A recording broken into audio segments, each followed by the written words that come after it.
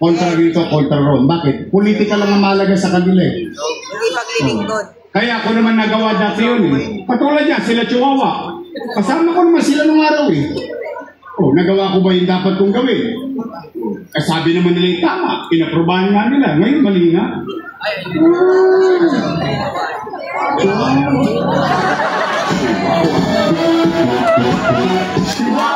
Ako, wala ko talagang pait sa buhay. With all honesty, I'm happy kapag ang isang tao nagtagumpay at ako'y naging bahagi, maliit na bahagi ng katagumpayan ng isang tao. Kaya nga, ikinalulugod ko lagi kapag nagbabago buhay ng tao dahil sa gobyerno. O, katulad niyan, halimbawa, hindi naman kubli sa inyo. Tinulungan natin si Chihuahua ng araw. Hindi naman kubli. Totoo naman eh. I'm happy for him. Ngayon, kung nagtigasan ng leg nila, nagka-stiff neck sila lahat, o sila na magdala nun, hindi na ako. I always move on with our lives. Why? Talagang ganun eh. Sometimes, you really have to move fast. Kaya nga bilis kilos eh. O, total, nandiyan na yan. O, Nay, Tay, gusto nyo ba ng congressman na nakikita ninyo sa inyong kalsada? Yung congressman na mas busy pa sa distrito niya kaysa sa Quadcom. Ha?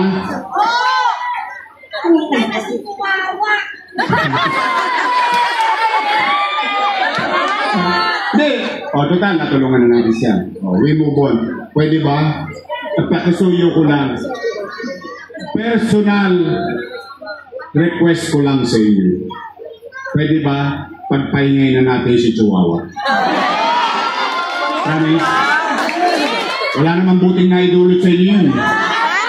Totoo lang. O sige, katuan. Kailan yung huling nakita yun? Eh, pero ako sigurado ako sa kandidato ko. Tambay sa kanto to. Totoo lang. Makakalabit mo. Hindi rin nakasimangot. Lagi nakangiti. Tama ba? Approachable? Matulungin ba? Congressman Apol Nieto.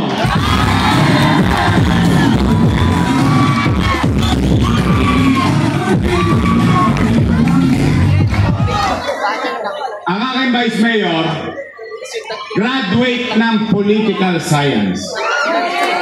Yes. So she knows the job. Aral sa kanyang ama bilang presiding officer ng Sangguniang Panglungsod. Siya ay graduate ng Lasal. Wow. Pero daig ko siya. Oh. Graduate ako ng Ateneo.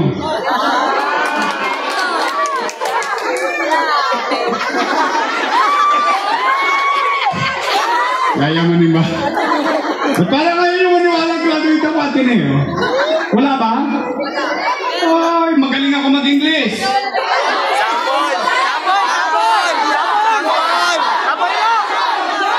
Sampon? How are you? Hey Joe, hey Joe. Leave me alone. Give me one back, Joe. Naalala niya yung mga nakakurbata nung araw. Hinihinga mo ng $100. Ako'y graduate ng Ateneo de Tondo. Hindi pa ako tapos eh. Tondo High School. I'm Vice Mayor Chi Atienza.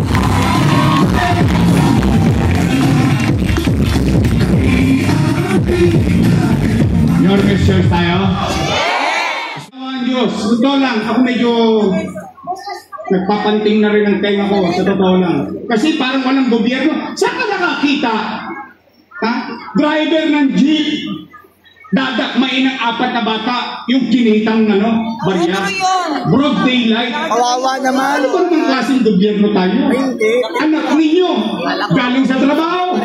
Hindi kayo sigurado kung buhay pa eh. Baka nagawa ng cellphone. Bakit? Balik ka ng mga tulong sa Manila eh. O Nay, Tay, pumanatag kayo. May awa ang Diyos. Nakabalik tayo. Ibabalik ko sa inyo ang gobyerno sa umaga, sa tanghali, sa hapon, sa gabi, hanggang madaling araw. May gobyerno sa lungsod ng Maynila. Nagawa ko ba yun? Walang tulugan. Kaya natin dito. Real talking from men. Mars pero broke pa rin. Alam mo, nakakapanlambot eh. Alam mo yun, di baling mahirap ka, pero maaliwalas ang kapaligiran mo. Hindi baling mahirap ka, magkaroon ka ng kapanatagan sa pamumuhay. Tama ba? Tama! Yung bang gusto natin, mga magulang? Yung bang pangarap natin para sa mga anak natin? Oh, pangatlo kong gagawin. Oh, ibabalik ko lang yung napanood ninyo. MDN. Minimum Basic Needs. Housing, education, healthcare, and jobs. Yung lahat ng ginawa ko na yon, uulitin ko lang. Kalinisan, kapanatagan, walang tosgas. Yung apat na yon, may tosgas. Kung nagawa ko dati, gagawin ko lang ulit sa darating na panahon para sa inyong mga anak, para sa inyong pamilya, para sa lungsod ng Maynila. Bakit ako naniniwala sa MBN? Eh, yun ang ginawa ni Lee Kuan Yew eh. Pinataas niya ang antas ng pamumuhay ng kanyang nasasakupan. Eh, may formula na yun eh. Maayos ba Singapore? Maayos? Sino hindi pa nakapunta sa Singapore? Sino gusto pumunta sa Singapore? O, ingat. Charot. Hindi, totoo po. Yun ang pangarap ko eh. Bakit ko pangarap ang housing? Squatter ako eh. I know how it feels na mapalayas ang kasera mo kasi wala kang pang-upa. Yung ma-squat ka pag uwi mo, wala na yung bahay mo kasi yung lupa hindi iyo. Yung public school mo, kaya ako ginanyan ko. Sinobra-sobrahan ko yung public school. Alam niyo kung bakit? Maswerte yung mga anak ko. Bakit? Ipinalad na tatay nila eh. Nakapag-aral sila sa private school. Sailor school. Wow!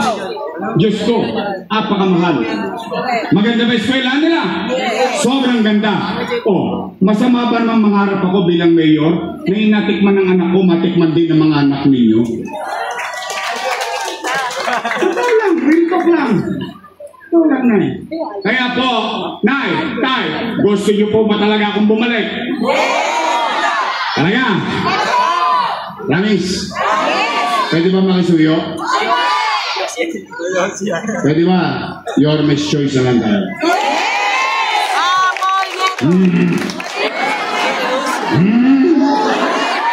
Ang chacharot. Hindi, dalawa lang naman ang pagpipilian nyo eh. Dalawa lang.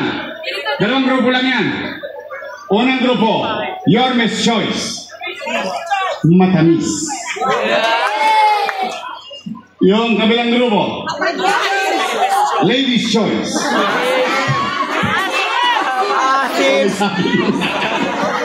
Hindi ako. Ayaw kumalit. Nay, Your Miss Choice tayo. Your Miss Choice ba tayo? Bakit ko yan sinasabi? Because I cannot do it alone. Sige, bigyan niyo ako ng kontrapelo.